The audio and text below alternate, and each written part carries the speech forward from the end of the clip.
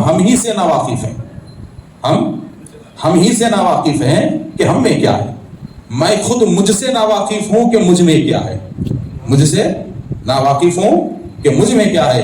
اسی لیے کہا گیا کہ خاندان میں کیا ہوں مجھے بتاتا ہے، میرا باپ میں کون ہوں یہ مجھے بتاتا ہے، میری ماں میں کون ہوں یہ مجھے بتاتی ہے، میرا حسب نسب میں کون ہوں یہ مجھے بتاتا ہے، میرے باپ دادا یہ کون ہوں مجھے بتاتا ہے. مگر مجھ میں کیا ہے یہ بتانے والے کو پیر کہتے ہیں.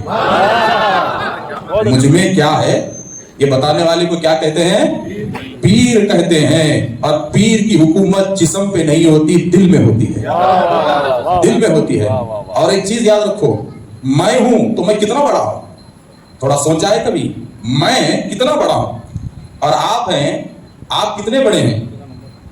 کیا میں 6 فٹ کا ہوں؟ کیا میں 5.5 فٹ کا ہوں؟ نہیں، بلکہ یہ جو 6 فٹ کا جو ڈھانچہ ہے یہ میری میں کا پنجرا ہے. یہ کیا ہے؟ یہ جو 6 فٹ کا ڈھانچہ ہے یہ میری میں کا پنجرا ہے، اور اس میں میں چھپا ہوا ہوں، اور میں بہت چھوٹا ہوں، اتنا سا جسے دل کہتے ہیں. میں بہت چھوٹا ہوں، اتنا سا جسے دل کہتے ہیں، اور دل کے سوار کو پیر کہتے ہیں. کیا بات ہے.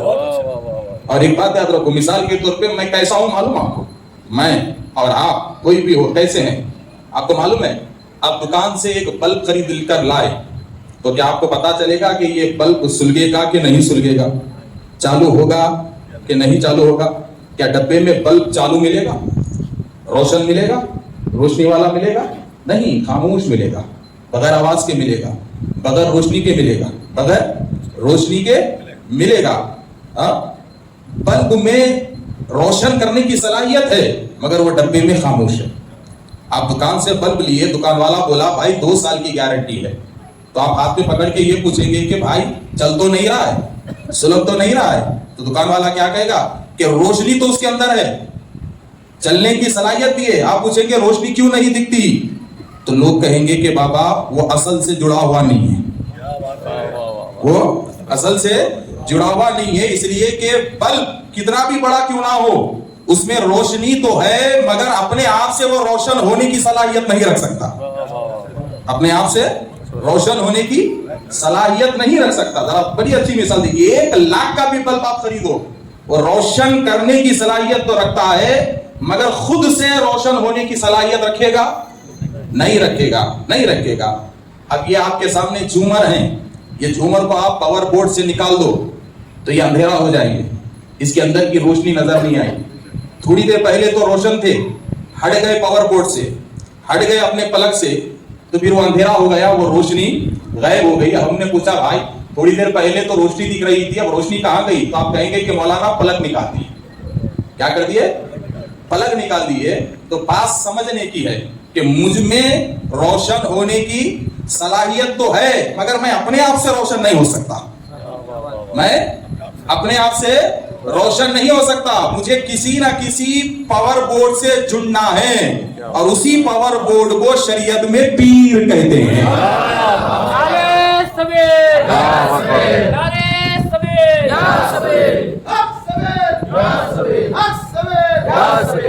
اور آپ اگر پاور بورڈ سے ہٹ گئے تو بلب تو کہلائیں گے مگر نہ روشن ہوں گے نہ دوسروں کو روشن کریں گے، دوسروں کو روشن کریں گے. تو بات سمجھ میں آ گئی کہ میری میں کو روشن کرنا ہے تو پھر مجھے ایک روشنی والے کو دیکھنا ہے، مجھے ایک روشنی والے کو دیکھنا ہے، ایک روحانی پاور ہاؤس کو دیکھنا ہے، ایک روحانی پاور ہاؤس کو دیکھنا ہے. اور ایسا پاور ہاؤس دیکھنا ہے جس کی سپلائی مدینے سے جڑی ہو، جس کی سپلائی نجف سے جڑی ہو، جس کی سپلائی کربلا سے جڑی ہو. ایسے پاور ہاؤس کو دیکھنا ہے اور وہاں کے پاور بینک میں جا کر ہمیں جڑنا ہے، ہمیں جڑنا ہے اور خود بھی روشن ہونا ہے، دوسروں کو بھی روشن کرنا ہے. تو مرید بننے کا یہ آسان سا اور سمپل سا طریقہ آپ لوگوں کو معلوم ہو گیا.